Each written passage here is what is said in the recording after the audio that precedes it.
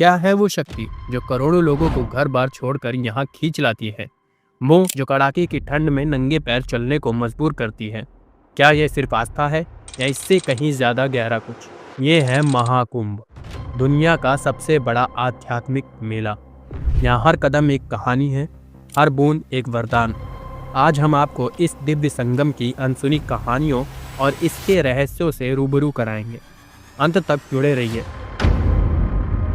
समुद्र मंथन, अमृत के लिए संघर्ष की कथा। पहले जब देवता और असुर अपनी शक्तियों को लेकर एक दूसरे से संघर्ष कर रहे थे, तब अमृत की खोज का विचार जन्मा। अमृत वह दिव्य पेय था जो अमरता प्रदान कर सकता था। यह कथा श्रीमद् भागवत पुराण और महाभारत में वर्णित है। मंथन की शुरुआत, देवताओं और असुरों ने मिलकर अमृत पाने के लिए क्षीर सागर का मंथन करने का निश्चय किया। लेकिन मंथन कैसे हो? मंदराचल पर्वत को मथनी बनाया गया, वासुकी नाग को रस्सी की तरह लपेटा गया। भगवान विष्णु ने कच्छप अवतार का रूप धारण किया और पर्वत को अपनी पीठ पर सहारा दिया ताकि यह समुद्र में स्थिर रहे। मंथन के दौरान उत्पन्न वस्तुएं, मंथन के दौरान कई दिव्य वस्तुएं प्रकट हुई। हलाहल विष, इसे भगवान शिव ने अपने गले में धारण किया, जिससे वह नीलकंठ कहलाए। लक्ष्मी देवी, समुद्र से प्रकट होकर विष्णु से विवाह किया। कामधेनु, ऐरावत कल्प वृक्ष, दिव्य वस्तुएं जो अलग अलग देवताओं को प्रदान की गई। अमृत कलश, अंत में अमृत का कलश प्राप्त हुआ। अमृत के लिए संघर्ष और महाकुंभ की उत्पत्ति। जैसे ही अमृत का कलश मिला, असुरों ने इसे पाने की कोशिश की। यह देखकर भगवान विष्णु ने मोहिनी रूप धारण किया और देवताओं को अमृत बांटने का वादा किया। लेकिन अमृत कलश लेकर जब मोहिनी उड़ रही थी, तब अमृत की कुछ बूंदें पृथ्वी पर गिर गईं। ये बूंदें 4 स्थान पर गिरी: प्रयागराज, गंगा यमुना सरस्वती का संगम; हरिद्वार, गंगा के किनारे; उज्जैन, शिप्रा नदी; नासिक, गोदावरी नदी। इन्हीं स्थानों पर कुंभ मेला और हर 12 साल में महाकुंभ का आयोजन होता है। कद्रु और गरुड़ की कथा, गरुड़ का जन्म और नागों की कथा। गरुड़ का जन्म, यह कथा महाभारत आदि पर्व अध्याय 16 से 23 में विस्तार से वर्णित है। ऋषि कश्यप की 2 पत्नियां थीं, कद्रु नागों की माता और विंता गरुड़ की माता। कद्रु और विंता ने भगवान कश्यप से संतान का वरदान मांगा। कद्रु ने 1000 नागों को जन्म दिया। विंता ने 2 अंडों को जन्म दिया, जिनमें से एक से सूर्य का सारथी अरुण और दूसरे से गरुड़ जन्मे। विंता ने जल्दबाजी में एक अंडे को तोड़ दिया, जिससे अधपके अरुण का जन्म हुआ।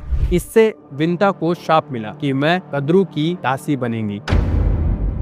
घोड़ों की पूंछ और छल। एक दिन कद्रु और विंता ने सूर्य के रथ के घोड़ों का रंग देखने की शर्त लगाई। कद्रु ने कहा कि घोड़ों की पूंछ काली है, जबकि विंता ने सफेद कहा। कद्रु ने अपनी संतानों से कहा कि वो घोड़े की पूंछ से लिपट जाएं, ताकि मैं काली दिखे। नागों ने अपनी माता की आज्ञा मानी और घोड़ों की पूंछ पर लिपट गए। विंता शर्त हार गई और दासी बनने को विवश हो गई। गरुड़ का त्याग और संघर्ष।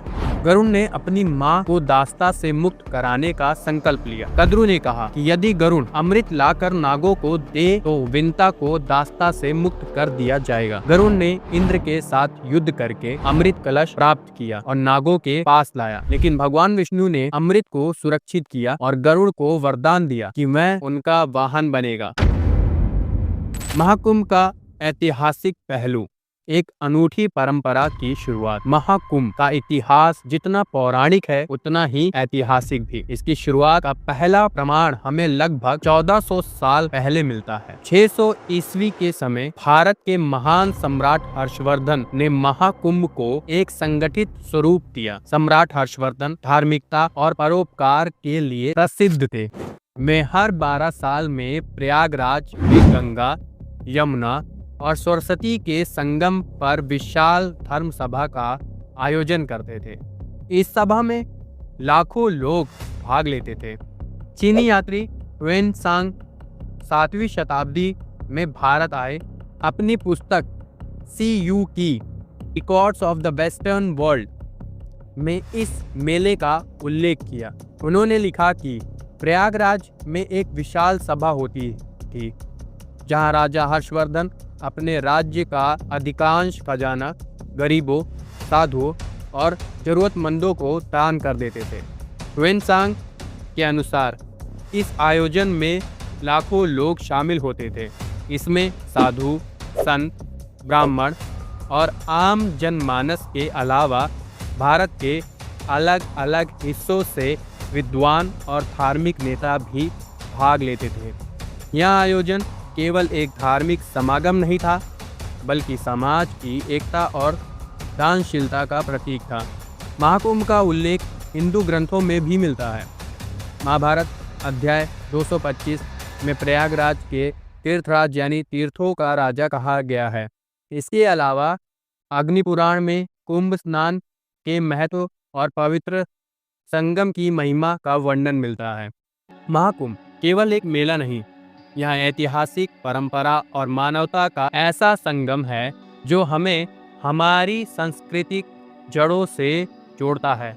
यह आयोजन यह संदेश देता है कि धर्म और दान से बड़ा कोई कर्तव्य नहीं। ज्योतिष महत्व और स्नान का सही समय। ज्योतिष महत्व।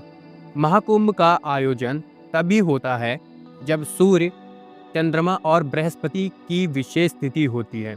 बृहस्पति जब मकर राशि में और सूर्य कुंभ राशि में प्रवेश करता है, तब यह स्थिति अमृत बिंदुओं में ऊर्जा को सक्रिय करती है। यह समय शरीर और आत्मा को ऊर्जा और शुद्धता प्रदान करता है। स्नान का सही समय। मौनी अमावस्या और मकर संक्रांति जैसे शुभ दिनों पर स्नान सबसे पवित्र माना जाता है। सूर्योदय से पहले स्नान करने से सकारात्मक ऊर्जा और आध्यात्मिक शुद्धि होती है। स्नान के दौरान गंगा जल से अभिषेक करते हुए ओम नमः शिवाय और गंगा मैया की जय का जाप करें। महाकुंभ केवल एक मेला नहीं, यह हमारी सांस्कृतिक और आध्यात्मिक जड़ों का प्रतीक है।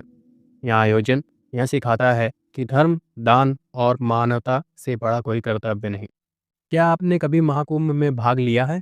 अगर हाँ, तो आपका अनुभव कैसा रहा? अगर नहीं, तो क्या आप इस अद्भुत परंपरा का हिस्सा बनना चाहेंगे? अपना विचार कमेंट में ज़रूर बताएं और चैनल को सब्सक्राइब जरूर करें।